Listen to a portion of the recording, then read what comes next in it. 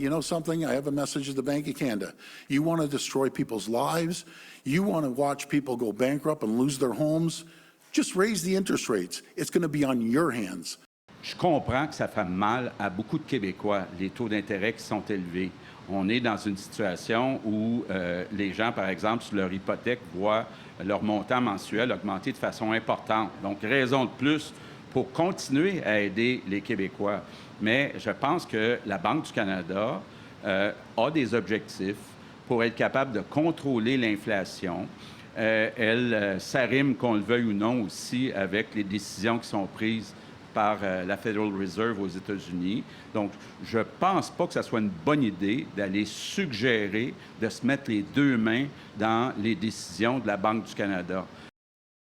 Vous venez d'entendre deux premiers ministres avec deux visions complètement différentes. Faut-il envoyer des messages à la Banque du Canada? Est-ce que la Banque du Canada est responsable d'étrangler les citoyens qui sont confrontés à un coût de la vie, à des taux hypothécaires très élevés? Il y a le premier ministre de la Colombie-Britannique aussi qui a écrit à la Banque du Canada. Alors, c'est demain matin, 10 heures. Petit suspense, est-ce que la Banque va faire une 11e hausse? Là, le taux directeur est à 5 %.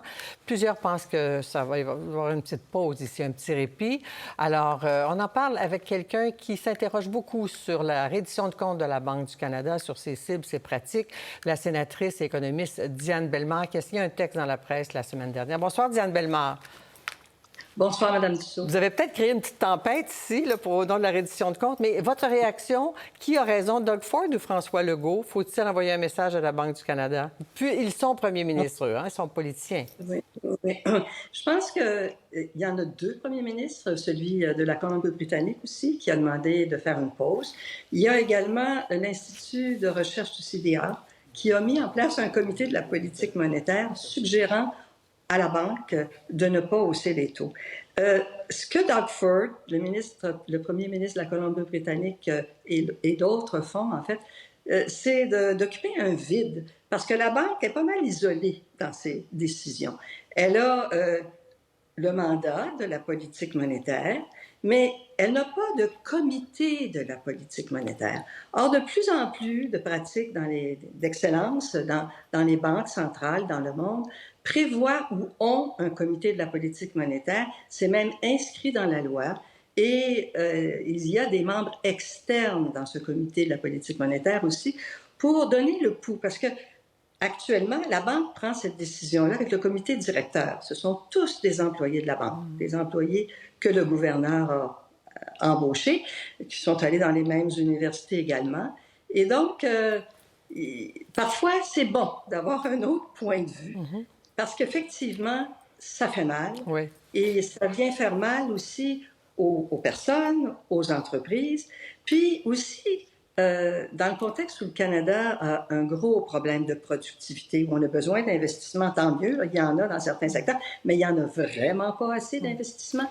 Alors, il faut peut-être revoir la stratégie. En fait, ce que vous nous décrivez, c'est le royaume de la pensée unique. Sur ces gouverneurs-là ou ces administrateurs-là pensent toutes la même chose. Comme vous avez dit, ont tous été formés probablement aux mêmes universités avec la même façon de penser. Mais les gens chez eux, ils écoutent nos politiciens dire, écoutez, on veut de la croissance, on veut développer l'économie. Là, après 10 hausses de taux d'intérêt, l'économie canadienne s'effondre, le chômage augmente, les gens sont pris à la gorge, l'inflation est à 3 et quelques %, et là, la Banque persisterait à vouloir ramener ça à 2 %. Ça, vous proposez autre chose que la fameuse cible de 2 %. Je ne suis pas la seule. Là, Pierre Fortin, dans le passé, le fait. Il y en a d'autres, des grands économistes, dont le prix Nobel Joseph Stiglitz, qui propose également la même chose. On est dans une période, on change de paradigme en économie. On n'est plus dans une période de mondialisation. Tout au long de la fin des années 90, des débuts des années 2000 et tout ça, jusqu'à, je dirais, 2015, il y a eu un processus de mondialisation où les entreprises allaient produire ailleurs avec des taux de salaire beaucoup plus bas que chez nous. Ces taux de salaire-là, bien, c'est sûr, ça a fait baisser les prix. Alors là, si on est dans un processus plutôt de retour au bercail pour plusieurs entreprises, bien, les salaires ici ne sont pas les mêmes que dans l'Asie du Sud-Est. Ouais. Et donc, ça va être très dur de retourner à 2 %. Ouais. outre la mondialisation, vous savez, les changements climatiques aussi, tout ça fait en sorte qu'il y a 3 pour temporairement, c'est peut-être la bonne cible. Eh bien, est-ce qu'il y a une illusion? C'est tout comment la Banque du Canada, en imposant des hausses de taux d'intérêt, prend à la gorge les contribuables qui ont des loyers très élevés et des hypothèques très élevées. Doug Ford a dit que ça peut être la destruction de la vie des gens, là. La Banque du Canada contribue à cette inflation-là. Oui, absolument. Ça, je l'ai toujours dit que la hausse des taux d'intérêt comme levier unique pour stabiliser les prix, c'était peut-être pas la bonne façon de faire parce que ça a un effet boomerang. Ça augmente les taux d'intérêt hypothécaires, puis à la suite, ça augmente les loyers. Et Statistique Canada est assez clair là-dessus. Là, les dernières données nous disaient un taux d'inflation global de 3,3, mais Statistique Canada a calculé que si on enlève l'impact de la hausse des coûts hypothécaires, le taux d'inflation ne serait que de 2,4 %. Donc, vraiment, en haussant les taux d'une manière tout le temps, on augmente finalement les coûts des loyers, les coûts des frais hypothécaires, et ça va se répercuter encore dans l'économie, puisque plusieurs ont des taux fixes et là, des taux variables, et là, les taux fixes vont arriver. En tout cas, c'est dangereux. Parce qu'en même temps, on dit que la banque est indépendante, mais c'est les gouvernements qui vont payer le prix d'un coût de la vie trop élevé, vont essayer de trouver des solutions, envoyer des chèques qui contribuent aussi à l'inflation. On est dans un tourbillon puis un paradoxe, ma foi, insoluble, non?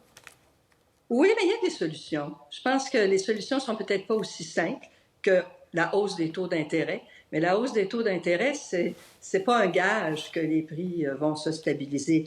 Je pense qu'on est dû pour avoir une grande conversation au Canada avec nos chefs de gouvernement, avec les acteurs économiques aussi, parce qu'on a chacun une responsabilité d'une certaine manière. Les gouvernements qui peuvent parfois dépenser trop. Il y a également la responsabilité au niveau des salaires. Il y a la responsabilité au niveau des entreprises, la fixation des prix. Alors ça aussi, si tout le monde se parle un peu plus, puis qu'on assume nos responsabilités, on peut peut-être être en bonne voie de contrer cette hausse de l'inflation. Il y a un autre point que je voudrais souligner. Rapidement, aussi. en terminant. Rapidement.